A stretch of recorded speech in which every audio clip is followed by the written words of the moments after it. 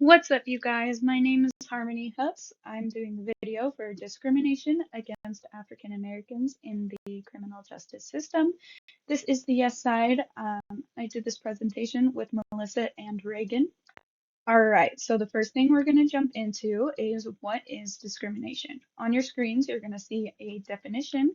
It says discrimination is the unjust or prejudicial treatment of different categories of people, especially on the grounds of ethnicity, age, sex, or disability. So, there are two varieties of racial domination that we're going to talk about. The first one is interpersonal or systemic, which we aren't really going to be talking about. What we'll be focusing on is institutional or structural. So, institutionalism is used to perpetuate racist ideals despite what people may think about race at a personal level.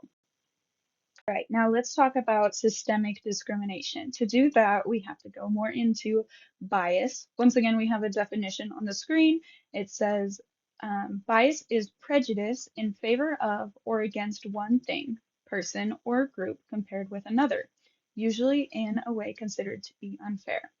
Now, we all have innate biases that is based off of like our life and the experiences and expectations we have in this life. The time when it becomes bad is when biases are acted upon because that becomes discrimination. Um, and it can be shown in resource inequalities or educational opportunities.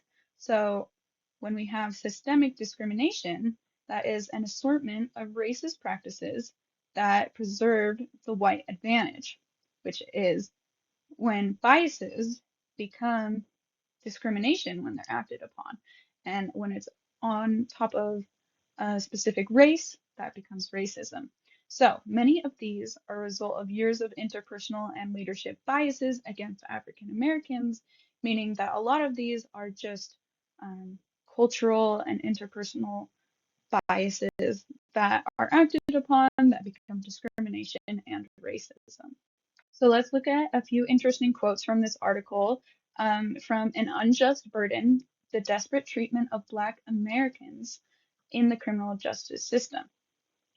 Now, the first quote is, racial disparities in the criminal justice system are no accident, but rather are rooted in a history of oppression and discriminatory decision-making that have deliberately targeted Black people and helped create an inaccurate picture of crime that deceptively links them with criminality.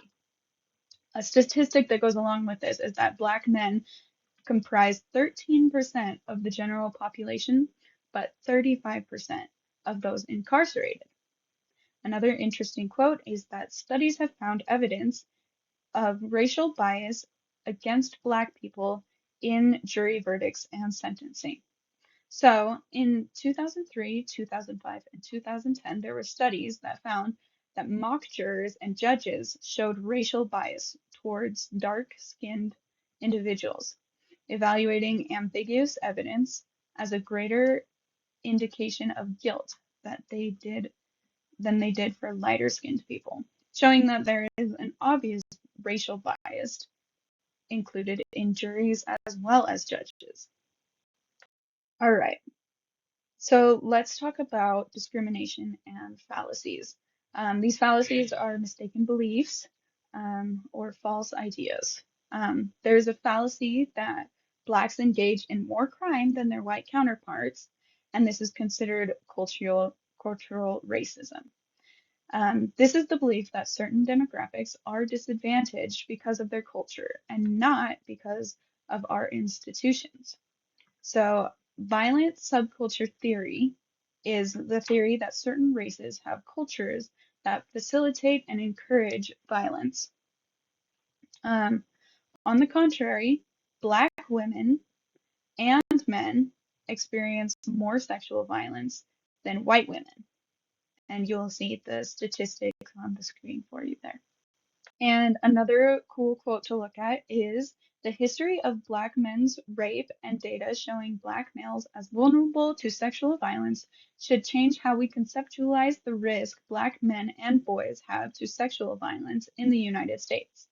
I argue that the dangerous, racist, and gendered stereotyping of Black men as criminals, deviants, and sexual predators is a powerful and enduring paradigm that essentializes and reifies racialized men as invulnerable to sexual violence.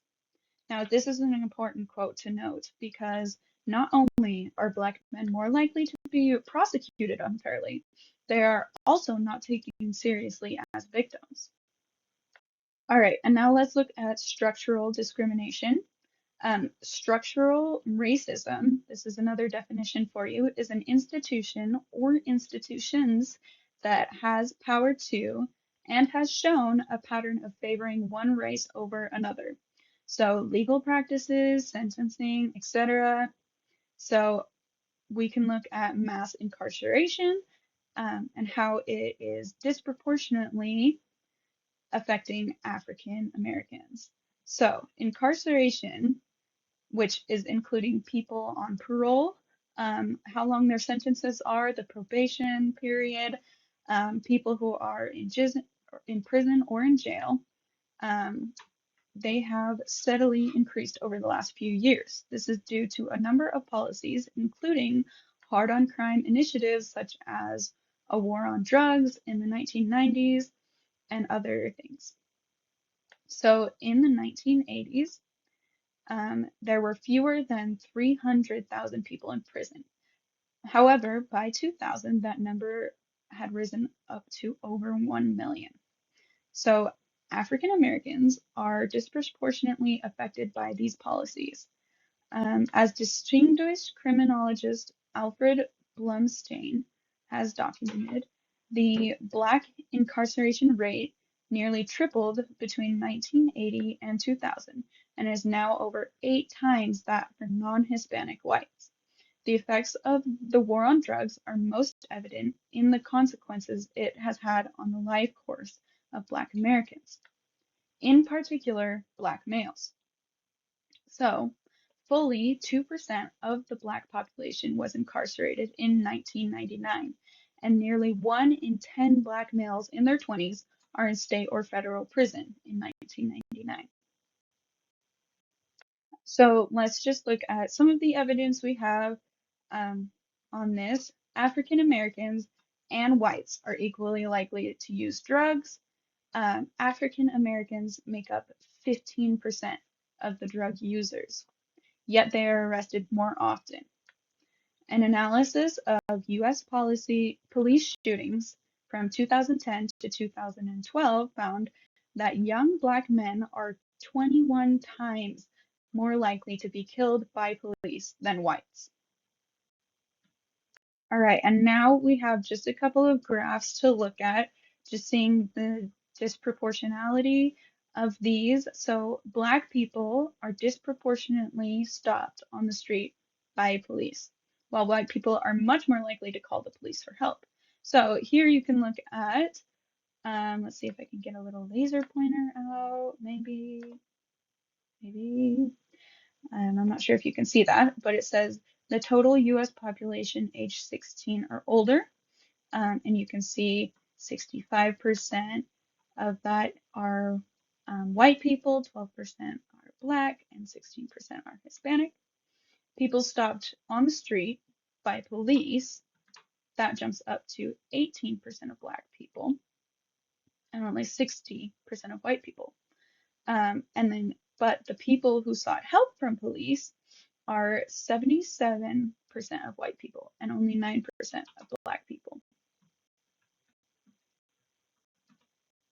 All right, now this slide is showing us that among all individuals in contact with the police, people of color experience the use of force. So these are the people who have had any police contact. You've got 11.5% of Black people versus 70% of white people.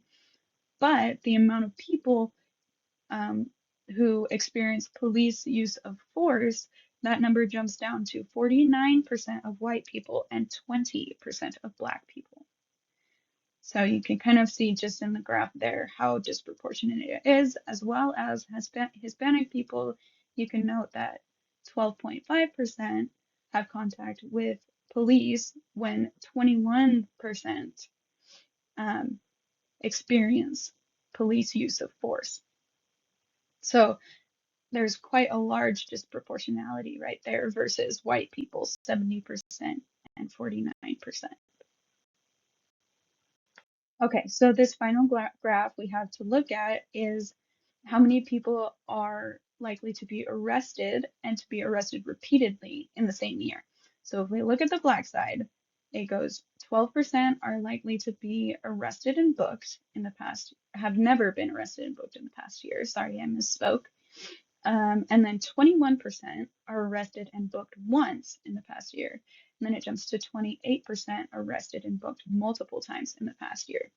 If we look at the white side, 63% are never arrested and booked in the past year, and 53% of white people are booked once, and 46% are booked multiple times. So there's obviously a disproportion between Black people is increasing. They are more likely to get booked multiple times in the past year. Okay, and so here we have an example including the death penalty. So Professor Catherine Beckett of the University of Washington and Heather Evans completed a broad study of the death penalty. They came to the conclusion that Black defendants were 4.5 times more likely to be sentenced to death than similarly situated white defendants. Now, the key takeaway of this study is the death penalty is unequally applied. This shows that African Americans are not only adversely affected when charged, but also later on. They are more likely to receive the death penalty than their white defendants. Now, here is another example.